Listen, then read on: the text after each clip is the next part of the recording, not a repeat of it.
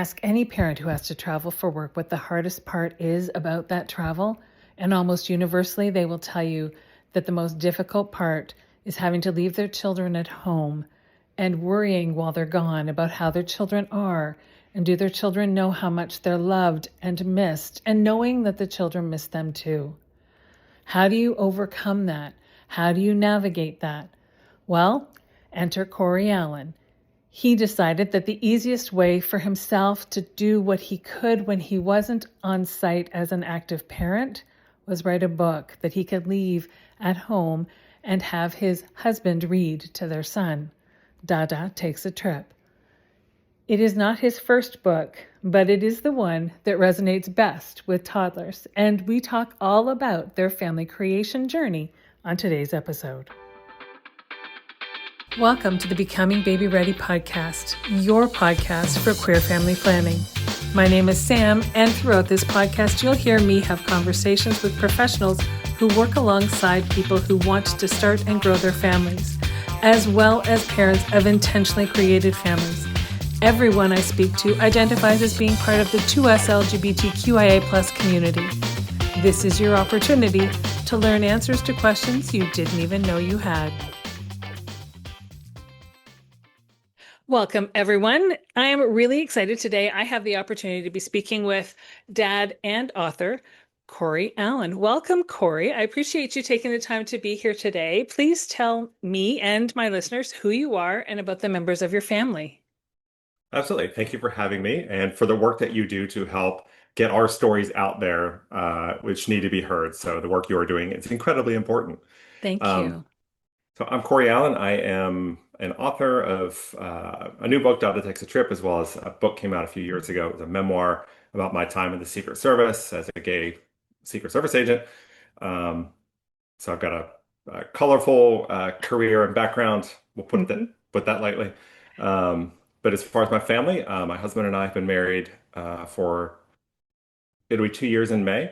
We Okay. were living in sin because our son was born 4 weeks after we got married. Um, Surprised everybody. There Um, you go. so our son is about 21 months now, and we have a second a baby girl on the way who's about 2-ish months away from joining us. And we live in Wonderful. California. Sunny California? It is beautiful outside today. I was just stuck inside doing work and I walked out for lunch and was like, oh my God, it's like 70 degrees and sunny. I did not know that. No, well, and it's the time of year where things start to shift too, right? Where you're not sure if going outside and it's sunny is going to mean it's a nice day and we'll stay outside, or it's just a freezing cold breeze coming through, but the sun is Yes. crisp. Yes. It's the opposite. It's warm today. It's very nice. Beautiful. I love that for you. It's sunny here, but it's still got snow on the ground, so it's not. I'll take it. I'll take the sun. I'll take the sun. So you and your husband have been married for 2 years, but you had a child just after that. So you've been together longer than that. How long have you both been a couple?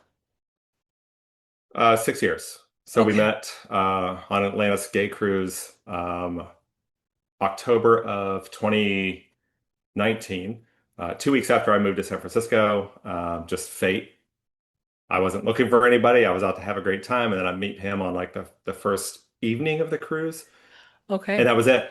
And he was appeared out of the fog, quite Oh, literally, on the dance floor. It was, and then yeah.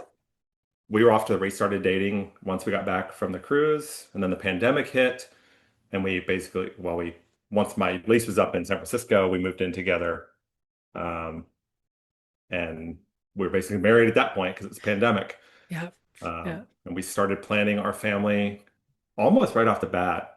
And even on the cruise itself, the first sober conversation we had the very next day by the pool was like about our family desires and values. And I was like, holy cow, not only is he incredibly attractive, but like all these other things align as Right. far as like wanting to be parents. And so we started planning. May of 21 is when we attended our first Men Having Babies conference.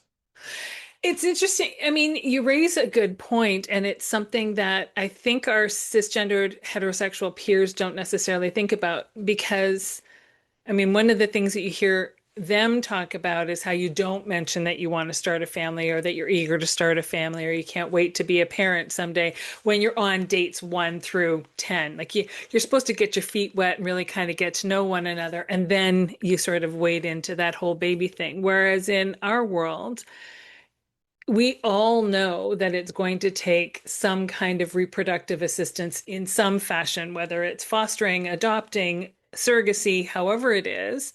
So we need to start those conversations early because how much time do we want to invest in a relationship that isn't going to be mutually beneficial all the way through? And so that you say your first sober conversation, because I mean, if he was in the fog on the dance floor, there was a pretty good chance that there were a few drinks happening at the time. What that was part of your first like real conversation was this is my plan. I plan to be a parent at some point, and then you kind of do that wincing look, right? Because you're not sure. I've just met you. Are Hmm. you going to have the same kind of reaction? So they're early conversations. Yeah, and they've got to be. And I had just turned four. That cruise was occurring on my 40th. So then I had that uh, not legacy at that point, but the ticking clock that you Yeah, hear so many women talking about. It's the same for sure. it was for me at least. Of like I had just turned 40 on that same cruise, and I knew it was I couldn't tone it out. It was front and center, and I knew I was going to be a dad myself or with somebody, regardless. Yeah. So yeah, it was great to hear because then I've been through a prior relationship. We were together for 10 years. We're married for 8, together for about 10. And it wasn't until the very end that we were in an adoption process, home study approved, waiting on the phone call, that they admitted they didn't want kids or they couldn't answer me that like when they were going to be ready. And this was like after we made all these life changes. And so I had been through Wow. that process before, Yeah. and that heartbreak and processing. And so I knew going forward, it's got to be the first thing out of my mouth. Yeah. Yeah. Well, because you're right. Because as we get older, we have less time to feel like we have the opportunity to make our dreams come true in terms of family creation. So you got Hmm. to be forthcoming. And so you went through the adoption process and in terms of all the preparation and the home study and everything else, as you say, with your ex. Now you're moving down a different pathway with your husband that you have now. What are you doing adoption again? Are you doing surrogacy this time? And if you've made the switch, what prompted switching? Adoption runs heavy in my family. So my mom and all her siblings were adopted by Okay. my amazing grandparents. And so I saw firsthand just how impactful that was for generations beyond Right. of the love that my grandparents had, endless love to adopt and foster. And thankfully my mom.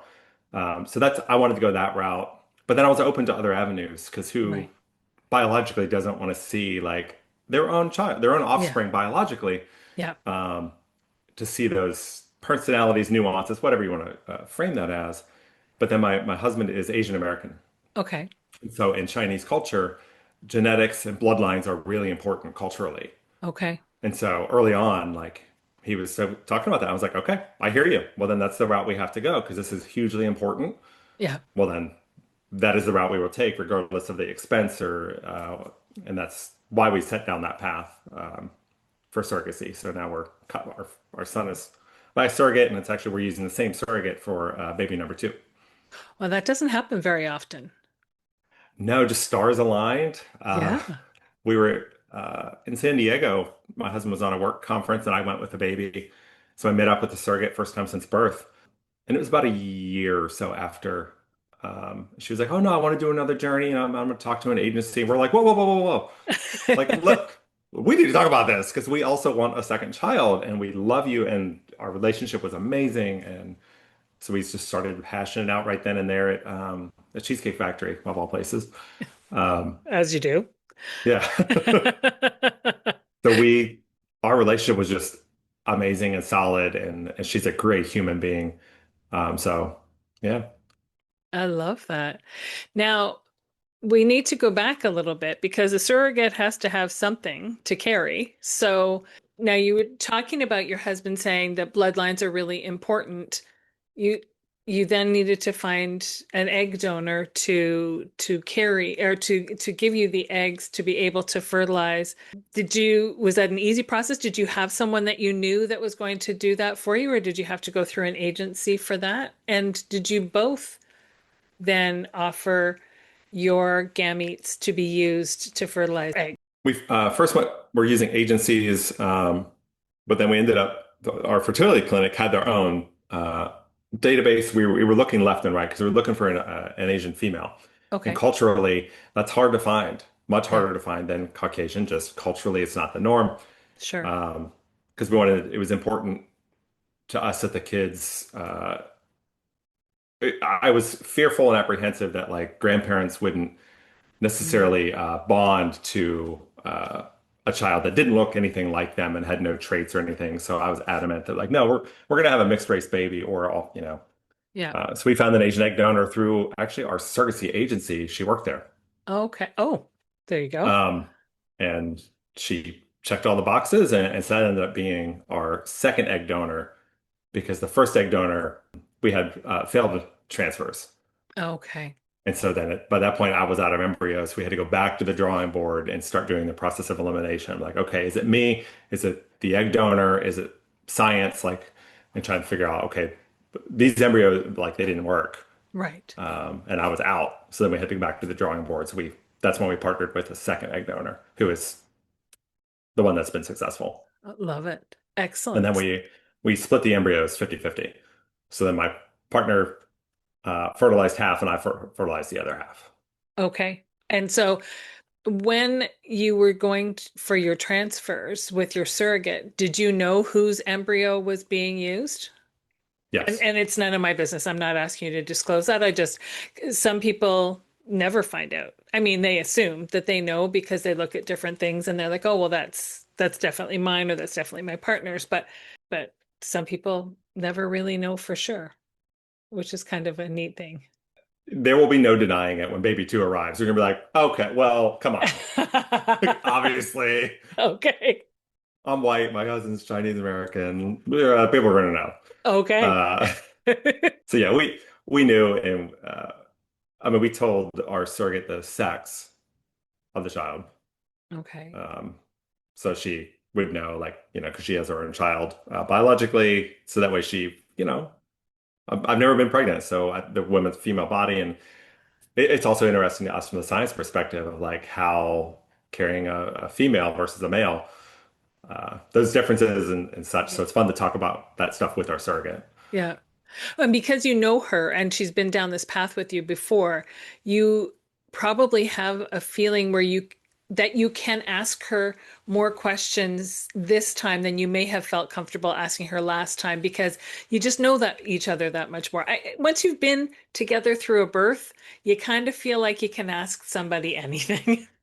Yes, we're watching your son come into the world holding her legs Right?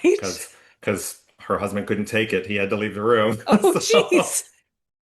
yeah, we've been through it. We've seen it. Yeah, we are very comfortable talking about any of it. Yeah, that's fair. Very much. But then, I mean, what a gift because it isn't all surrogates and their partners who are comfortable having intended parents in the room for the physical birth, in the hospital or even in the room over on the side, but not necessarily being an active participant in the support, the physical support of the Hmm. surrogate, which is kind of cool. It gives you the feeling of ownership of the process too, I would assume.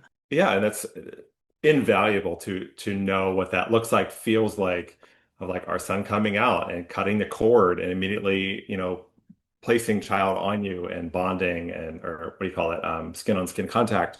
Yeah. And then of course we were like they shuffled us out because we went to our own room so our circuit could recover because she just gave birth. So we're like, Yeah. all right, we're gonna be down the hall. You come when you feel good and rested, but we'll be right down the hall. Yeah. Yeah.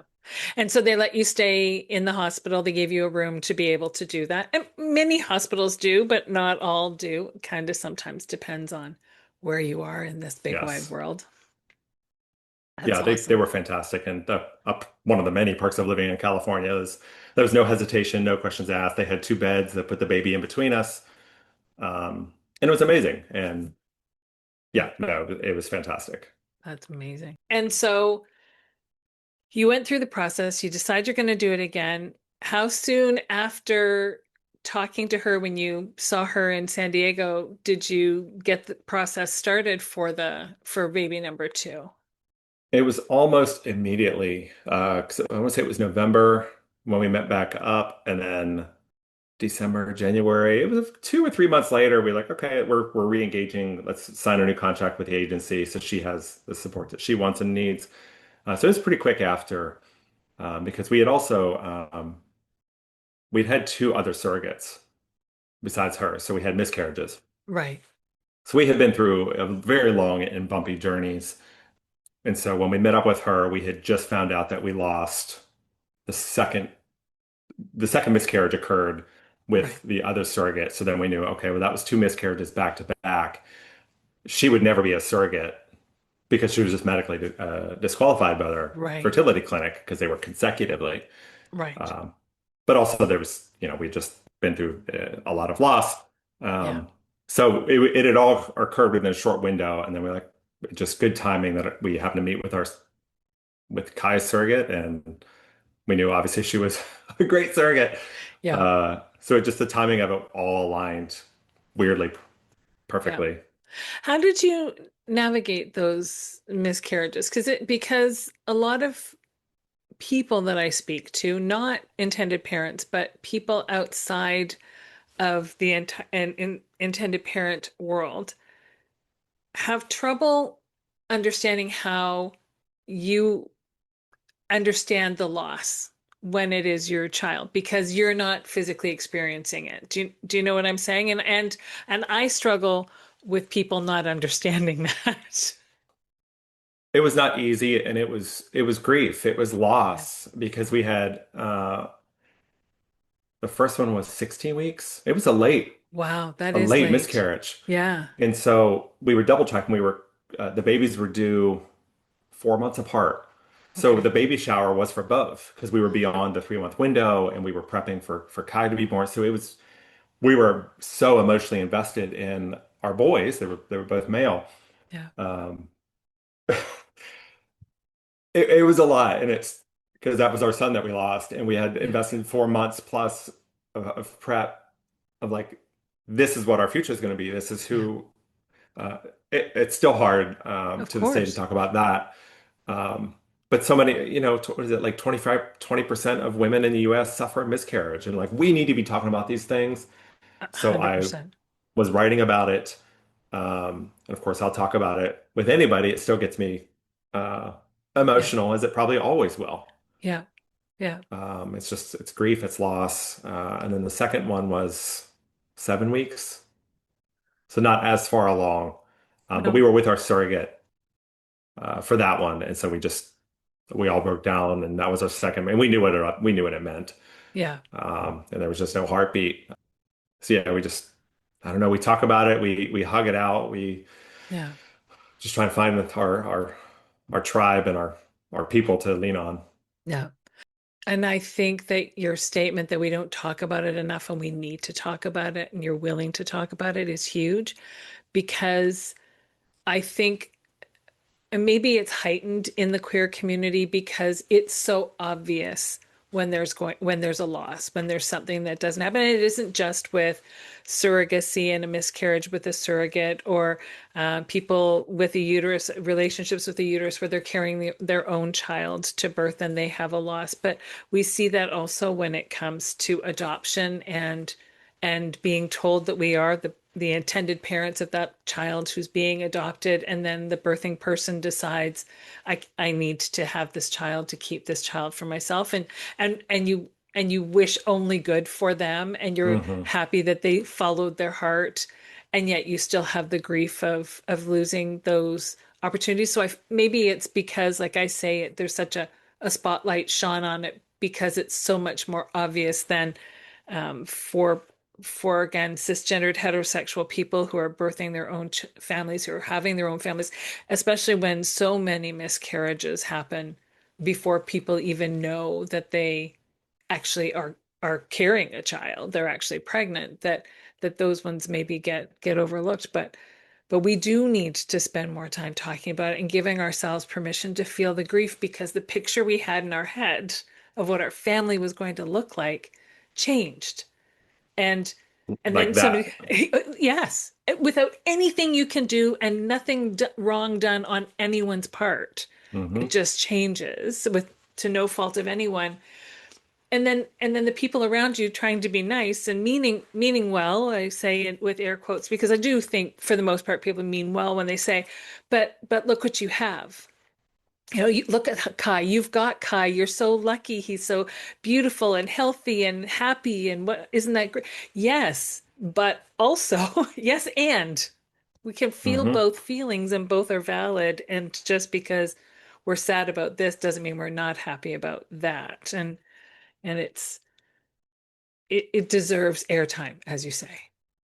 Yeah, and it makes you hesitant to openly, especially on social media, Yes. because you're going to get attacked. Well, how dare you? And everybody's going to be like, well, like you said, it doesn't negate your own grief, your own processing, and then of course of the surrogate, who also is having Right. to cope Yeah. with two miscarriages and what that means to her as a woman and her ability if she wants kids and if Yeah. there's a whole lot going on, and we just Sure. need to be nicer to each other and allow each other to talk and attentively listen Yes. to what we're being told Yeah. without having to like, what about meism or whatever you want to label it as. Yeah. And I'm quite confident that a surrogate, and to be fair, even a birthing person who decides to rescind the offer on an adoption is going to feel deep grief for the pain that she knows that the people that she's been working Yeah. alongside are going to be feeling. And that's big too. Hmm. It's all a lot of feelings. Hold on for just a moment. We'll be right back. You know you want to start a family, but you're really not sure where to start, what questions to ask, who is your best person to connect with. Well, I would say that the best person to connect with is Sam from Baby Ready. We have connections and resources, answers to questions, and we have been helping support families for over 25 years. So when you are looking to start the process of creating the family of your dreams, look no further than Baby Ready. You can learn more about the services we offer and the places you can meet us in person at www.babyready.info. But you've been successful this time now. Sorry, and rather, you've been successful this time now. There's no buts. It's an and situation, and you've got a baby girl coming soon. Hmm. And and what does Kai kind of know about what's happening? In terms of a baby coming. Does he get any of it? Have we talked about it? We are actively talking about it quite often. We've got sonograms up where you can see her face and her arms, and we like point to it and like, who's that? Like, the baby. Yeah. So he obviously, and he's in daycare, so he sees little kids and or little kids, children smaller than him. Right. And I ask him all the time, does Kai want a baby? Yes. He's now in the yes phase. He said yes to everything. Excellent. It's Um, better than the no phase by far. yes. Does Kai want a sister? Yes. Oh, Like, okay, good. buddy, you're gonna get one. You have no idea what that means. That's Um, right. but she's coming. So we have like, well, I mean, we were starting to potty train as well, but we thought about getting like a baby doll to be like, oh, this is your sister, and we're not your sister, but like a baby to, Yeah. because he knows what gentle is, he knows what gentle means, so he's not, cold slapping us like he does when he's every now and again when he's throwing a tantrum. Right. Um, Because toddlers he's do, almost two. yeah. And that happens. Yep. So yeah, we're actively talking about it, and I have to. We'll see what the next book is of like if I can integrate, that's down the road. I've got some time Right. on that. But yeah, we're actively talking about it with Kai, and we'll see a baby out and about, and on the weekends or whatever, we're walking the neighborhood, and yes, every opportunity we can, we are talking about it because Excellent. I have to figure out, as you mentioned before we started recording, was um, there's tips and tricks of like, okay, we have to continue to make Kai feel like a priority and like he Yeah. is the center of attention because that's all he knows. Right. And Yeah. he's my little man and he's always going to be my little man. Yeah. But this, so we've got to work through that stuff and I have to uh, iron some of that out myself internally to figure out how that's going to be packaged. And I'm going to say, and I'm confident you've heard this from 1,000 people. You wonder up until the minute you meet your second child, you wonder how your heart is ever going to split to make enough room for this new baby, that you will love this new baby as much as you love Kai. And at the end of the day, I don't know how it happens, but it does. And it just blossoms. You're like, wow, I feel like the Grinch. My heart grew 3 sizes today, kind of thing, to make more space. But it does, and it's such an incredible feeling that you just can't even imagine until you kind of get there. Kind of, I assume, like it felt when you had your first child, and you didn't know how much space you'd have in your heart for this new human that was coming in. You assumed you'd love them, but Yeah, it's all encompassing on different levels, right? it really isn't. People who've not been parents or aren't parents yet, they have no idea like what that looks like and how that changes you in almost every aspect Right. of socially. And I just flew back from Phoenix yesterday, and I was like, oh, so I got invited out to go have a drink, so I went out.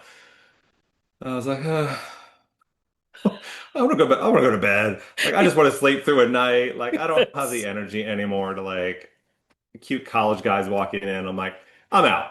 Yeah, Like, it's that's right. no. Somebody told me I look like they're a professor. I'm like, I gotta go. This is that's fine. I own it. It's good. It's all good. There you Um, go. so much changes when you become a parent, and your appetite for risk. The stuff Yeah. I did, when I was living on South Beach with my ex and in my 30s and partying, not, out boozing and Yeah. having a great time. Like, that life is in the past. Yeah. And though you may look upon it fondly, through rose-colored glasses or whatever, nostalgia, Yeah. uh, you quickly realize, that's just not how life is anymore. And it's amazing. Yeah. Yeah. No, it's true. It is true. You think you may miss it as the days are leading up to becoming a parent for the first time. You think, wow, I'm going to miss different things. And then they come and you realize I don't actually, because this was sort of the evolution my mind and my heart was ready to take. Yeah, and we were those adamant gays. We were in kickball, this gay kickball league, and we were out every Sunday fun day, crawling around the bars in Castro. We are not giving up our social lives. We're retaining our identity. We are gay men. We are going to go out. Mm-mm. No. And so we haven't done a Sunday fun day crawl, oh God, well, since Kai was born. Yeah. Because, hey, I'm not going to come home tipsy, because then I can't be Right. fully present for our son who may need something. He Yeah. does. He's a toddler. Or God forbid, wake up tomorrow hungover and I have to endure like, Parenting a toddler when you're hungover. because, There is not a fate worse than that, I don't think. and unless he's sleeping, he does not sit still. He is moving, he's climbing, he's blindly jumping now into things, Yes. off things. I Yes. can't fathom doing that hungover.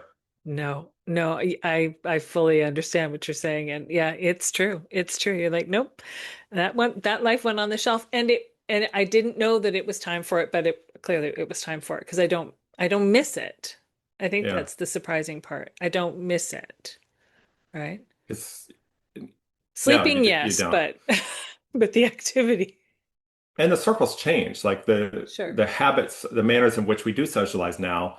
There's two sets of couples that live up the street, and we hang out. And grandparents will keep Kai for an evening, and so we can go adult, and we're Mhm. watching a movie with cocktails at each other's homes, and we just rotate instead of going out and the risk involved with being out in public drinking and spending. And but now we Yeah. just do that much closer to home with our core group Yeah. of people that we're safe around, and Kai knows them.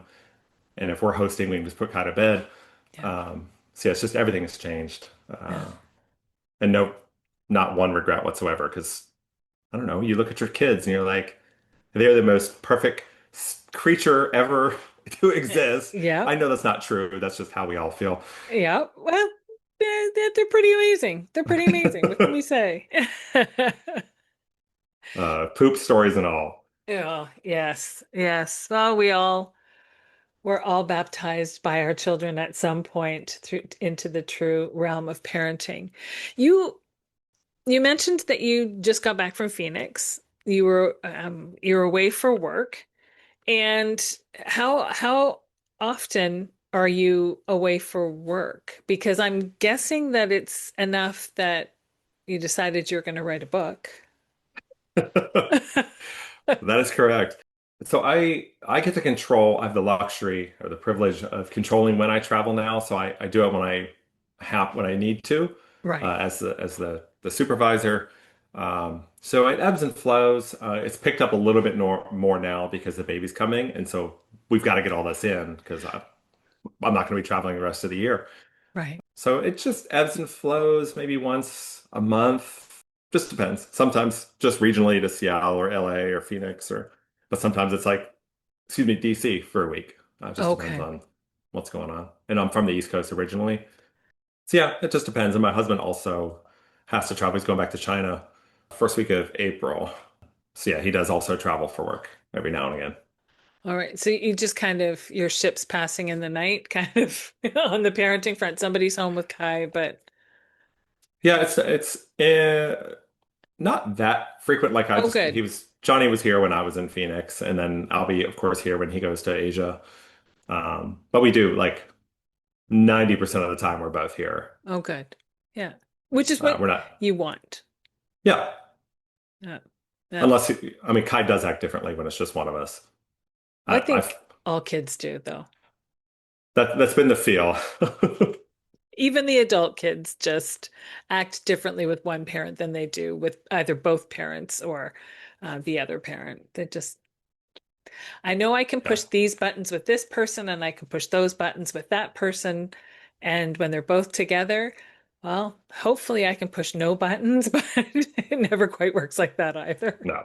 Seems like there's more chaos when there's both of us home, Yeah. more tantrums. And I actually posted about that online, and it had a lot of views. Yeah. Apparently, it resonated Yeah. with people. Yes. It's true. It's really true.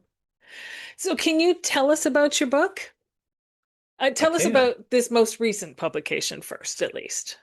Yeah. So Dada Takes a Trip came about out of need and actual life, real life experience. I think I mentioned I had to fly from SF to DC, put him down, put Kai to sleep the night before, and I just longed for a way to explain to him that when he gets up, Dada's not going to be here. I had to fly out early that morning, but I would miss him. I would love him. And even if I'm not here physically, like our love does remain, and it's okay to cry, and it's okay to like talk about those emotions. And so that's the book was born. I wrote it on the flight to DC. It sat with me for a few months, and then it just kept nagging at me. Right. And I was like, you know what?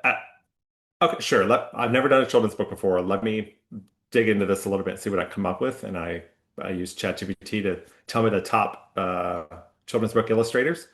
And sure Okay. enough, at the top was Mariana. I looked at Okay. her work and I was like, I love it. It is perfect. So I did a formal request for proposals and I sorted through like 30 different people who wanted to do the project. And then Mariana just consistently was like the one I wanted. And sure enough, thankfully, she loved the project. Oh, good. Um, and then December, we had the artwork done. And then it was just a matter of sorting out, do I want to use my publisher who published my first book or take a different route? So because my website was already built out, I decided, you know what, let me learn the publishing aspect. And so this is the first book published by Cory Allen Books as the publisher.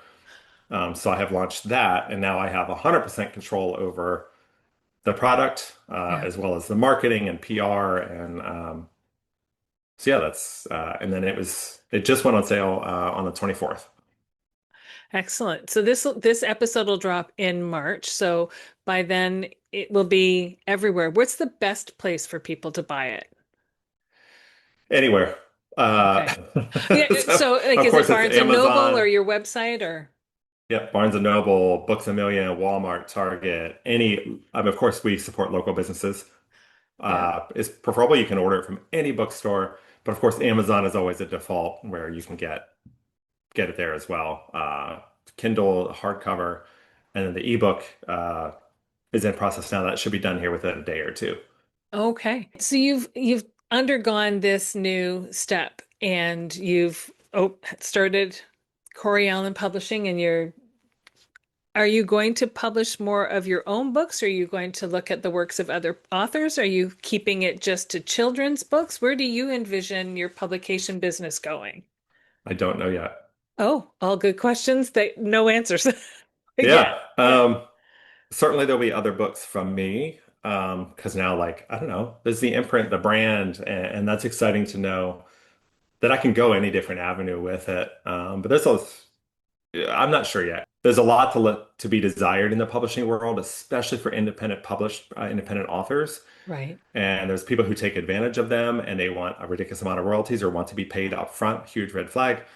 So there's a lot of support that's needed for indie authors, and that is the movement currently Hmm. is like the big four publishers. If you're not in with them, just like grocery stores and Doritos, if you don't have that shelf space, your book isn't getting in the Right. front rack of Barnes and Noble if you're not with one of the big publishing companies.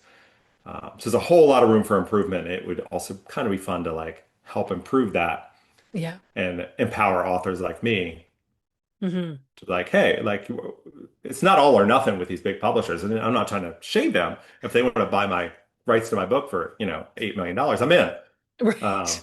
There you go. And make it a movie series too. yes, please. That would be great. Uh, so yeah, we'll see where it goes. I'm excited that, I don't know, maybe I'll have some impact and help others. That's kind of Hmm. been a hallmark of my career in public service, if you will.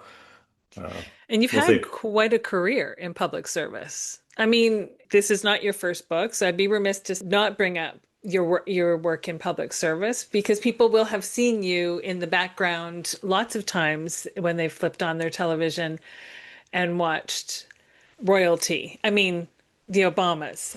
Should I call them? Should I call them royalty? I mean, compared to, anyway, I would consider them royalty if it was me. But but that sort of step where your first book stemmed from was from your work in public service.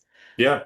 Because I feel like being a gay man in the Secret Service, I feel like, on Sesame Street where they say one of these things is not like the other, because I feel like that that's not those aren't two things that I would generally put together. Yeah. Did you feel like an anomaly? I was an anomaly. Yeah. In many ways, I had to live separate lives. And that's the ironic part of like being in the Secret Service. Like work was work, but nobody knew that I was married at the time and I had to compartmentalize because I could have been fired. I was discriminated against, and just trying to survive in the Yeah. hyper masculine field that is law enforcement. And it's been Right. a great field. And I've been very fortunate, very privileged. I'm a white guy. White guys tend to do well in law enforcement in America. Yeah. So I've been very fortunate with how my career has gone. And yeah, I left the Secret Service in 2019 and I was protecting the Obamas. I was with Michelle on her Becoming book tour, which of course went across Canada as well. That was fun. Yes, Um, yes, it did. so yeah, it's been a long, it'll be 25 years in April when I first went into the military. So it's hard to believe it. Time, oh my God, a quarter century has flown by like that. There you go. Um, so yeah, it's been a long career in public service. It's been a great ride, and I'm not done yet. I have a little ways longer to go. When you're working in an industry like that, though, where I mean, they don't just throw the word secret around when they're talking about Secret Service. They're talking about things being truly secret. How do you then find time to start writing about, or how do you give yourself permission to start writing about the secret you've been carrying around? Or did you just write it for your own personal catharsis, not necessarily thinking I'll publish this at some point? The latter. I Okay. had relocated to California in 2019 by myself with my dog, Simba, who is actually the character in Dada. Fun Okay. fact. Okay. So the dog is actually our dog, and the cat is actually our cat. There you go. Um, current. And so I started writing it for me because I'd witnessed so much and I just had so much in my head. I was living by myself for 6 months. I didn't know anybody. And I was like, 120 degrees in Fresno, whatever. I lived in Fresno, California for 6 months. Let me just start writing and see where this leads and just start cataloging my military, my police, Secret Service. And as I was doing that, like I was hitting upon trauma that I buried. And like there were moments I'm weeping as I'm writing. I'm like, okay, clearly I need a therapist first and foremost. But B, there's a lot in this. Yeah. And then the pandemic hit, and I was like, huh. maybe I should do something with this. And I found a professional editor to help work through that and pull out a whole lot more information that I was subconsciously skirting over. Right. Um, and then I threw caution to the wind and published it in 2023. And did you publish it through a major publishing house? No, an indie publisher in New York. Okay. And there's got to be a sense of vulnerability as well as relief to get that out there and to know that people have access to it. I was terrified. I'm sure. I, the vulnerabilities in it. I'm very candid in Breaking Free is the name of that book. I'm very, very candid in that book. But at the same time, it was not long after it came out that people started reaching out to me of thanking me for telling my story. At the Navy mom, her son is a captain, and Hmm. messaged me, like sent me DMs of like her son was able to come out and live his true life because he read my story. I was like, this is the a captain in the Navy, and his mom reached out, and I had people come out publicly during a book signing or book reading at their Yeah. place of employment in front of their manager, and I was like, holy cow, like that's Yeah. good stuff. Yeah. Um, so yeah, I started to see that quickly. Like, okay, people are connecting with it. Yeah. Yeah. And we need more stories like that. I know that there's a running commentary and people find, they make jokes about it and things like that. But you even see that with the current series Heated Rivalry, which is, filmed actually only 20 minutes from my house, which is kind of cool. Nice. But because it puts a spotlight on another industry wherein coming out would be catastrophic, or it is assumed it will be catastrophic for whoever courageously takes that step, or career ending or whatever. Hmm. But I think we need more. The difference between that, though, and your story is that that's fictional, but it's getting conversation going. In your case, it's not fiction, it's reality. And there's power with knowing that you're not alone when you're sitting reading this book and it's speaking to you. There's power in for the people reading it in knowing they're not alone.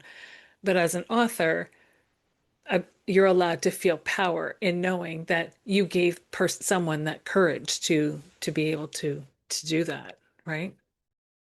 Yeah, it was. I had people that I didn't know in the Secret Service like send me a message, be like, "Hey, I'm in the New York field office, and I'm afraid to come out." And like they Google themselves every day to make sure that they haven't been outed.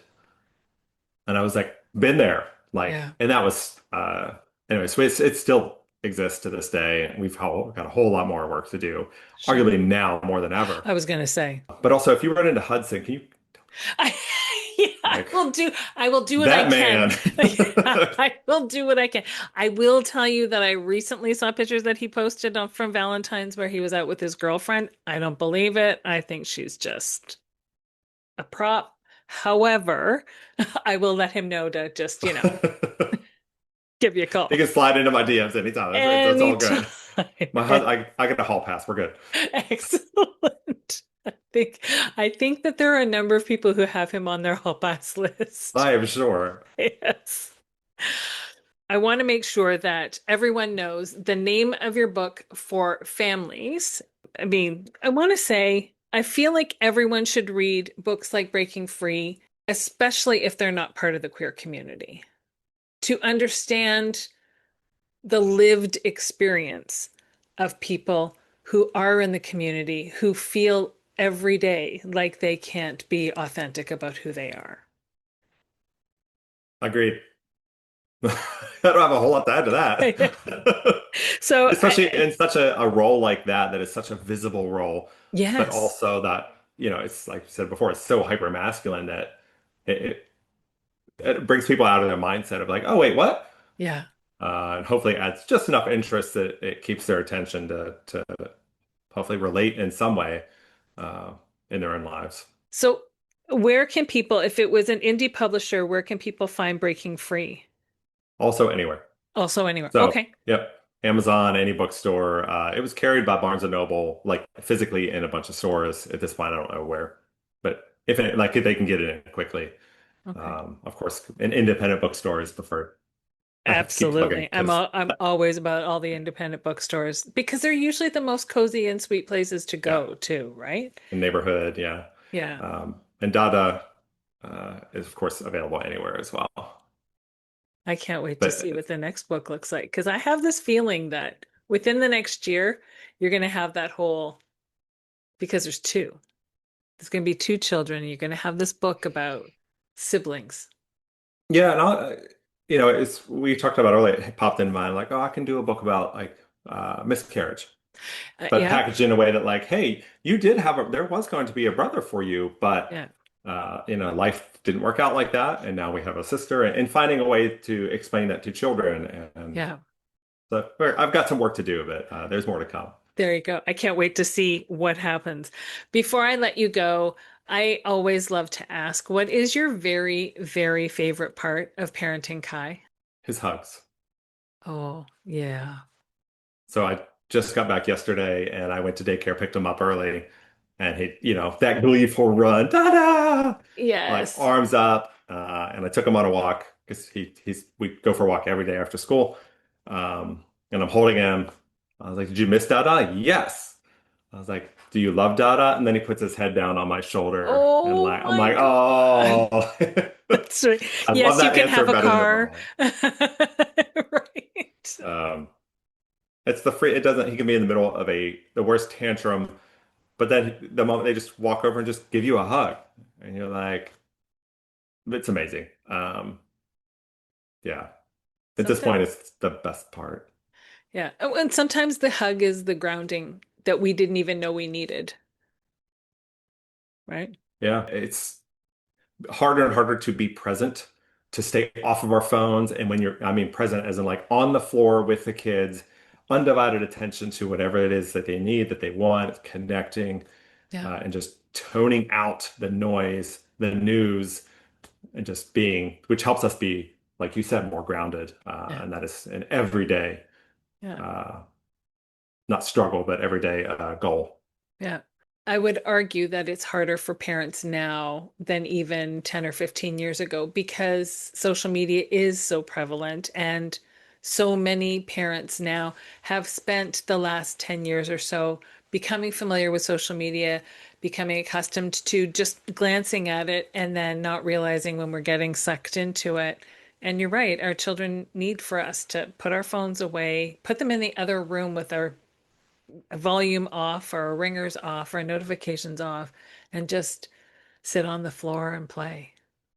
Because that's that pure, unbridled innocence and the joy of just not rough housing, but just rough and tumble as toddlers are, all Yeah, toddlers. yeah, It's so enjoyable, and it renews the soul it does. because they don't know any of the horrors going on outside of the house, and that's so beautiful. Yeah, I fully agree. Thank you so much for taking the time to chat with me today. I'm going to make sure that I link your social media as we get back to speaking about social media, I guess, in the show notes and your website so that everybody knows where to find out more about you and your books and to keep their eyes peeled for future publication. I appreciate it, Sam. It's been an absolute delight. It And if has. anything, I can help you or your listeners, please reach out anytime. I love it. Thank you so much. As a queer individual with colonial lineage, I want to first acknowledge the land upon which I live and work. Being from what is now known as Burlington, Ontario, I recognize the original ancestry of these lands as they span from Lake Ontario to the Niagara Escarpment and beyond. These lands are steeped in Indigenous history that benefits my community every day.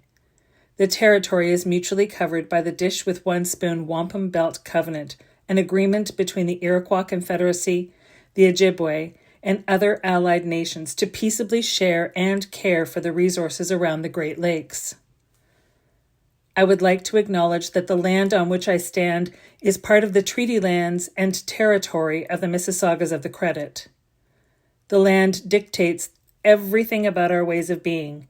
Particularly, the land teaches us about fluidity. Concepts of the binary system and heteropatriarchy were imposed by the colonials who were, at the same time, removing children from their homes, families, and all that was familiar to them. These same children were divided by the only two prescribed binaries recognized by the settlers, and they were forced to conform to a performative, gendered falsehood. The land doesn't operate under binary thinking. It is diverse, complex, and unpredictable at times. Rather, the land holds us and all of our remarkable paths and identities. Every organism and spirit has a purpose. It is from this understanding that I strive to live and grow.